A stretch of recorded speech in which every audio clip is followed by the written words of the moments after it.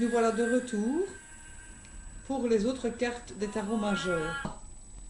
La muerte, comme ils disent, la mort. Mais vous pourrez observer que la mort n'a pas l'air si triste que ça et que la mort n'est pas couverte de bleu ni de rouge. Très peu. Et vous verrez qu'elle ramasse, mais qu'elle ne ramasse pas tout. Que vous inspire la carte de la mort? Moi, je l'appelle aussi la carte de la transformation. C'est plus agréable. Ça me met quelques angoisses, je comprends. C'est jamais gai de couper certaines choses ou se débarrasser de choses inutiles ou de jeter des choses. Et vous, qu'avez-vous trouvé? En effet, vous voyez bien qu'il vient couper. Mais en fait, il ramasse pas tout, il laisse les mains, il laisse les pieds, il laisse les têtes. Il sourit, il est de couleur chair. Alors la mort est la condition nécessaire à la renaissance. Tiens. Le faucheur de l'arcane 13 empoigne l'instrument de la main gauche, si bien que le squelette et la faux dessinent une lettre de l'alphabet hébraïque Mem. Les os du squelette sont colorés en rose chair, symbole de tout ce qui est sensible et humain. Donc on ne coupe pas tout, hein. On coupe certaines parties matérielles surtout. La faux aux manches rouges, mais vous verrez que Camoin a mis jaune. Le feu qui dessèche tout semble épargner mains, pieds et têtes qui conservent encore leur apparence, c'est ce que je disais. Rien ne meurt définitivement. Rien n'est donc vraiment perdu, mais tout continue, tout se transforme. Vous voyez bien, quand on coupe l'herbe, elle repousse. Quand on coupe des fleurs, le bulbe, l'année d'après, il repousse aussi.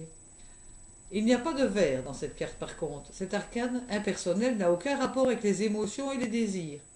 Il exige la séparation et la dispersion de tout ce qui n'est pas indispensable et qui entrave. C'est pour ça que je parlais de nettoyage de printemps, on jette tout ce qui est trop petit, tout ce qu'on ne veut plus dans la maison. On jette ses idées fausses, on coupe avec des mauvais amis. Vous voyez, c'est un grand nettoyage en fait. Hein. Il signifie la fin d'un cycle.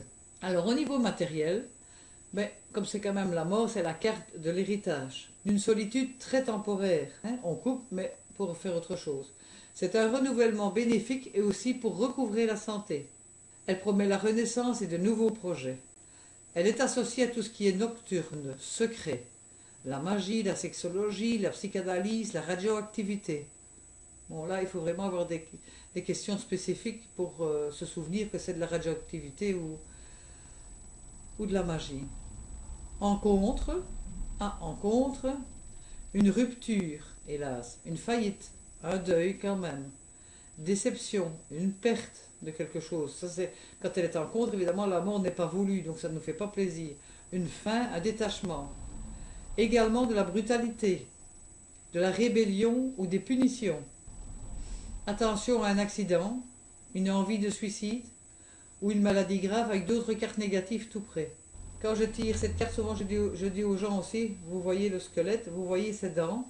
Donc, est-ce que vous n'avez pas mal aux dents? Vous êtes bien allé voir le dentiste cette année? Vous n'avez pas trop mal au dos? Parce que souvent, cette carte au niveau santé représente un petit peu tout ce qui est les os hein, ou les dents.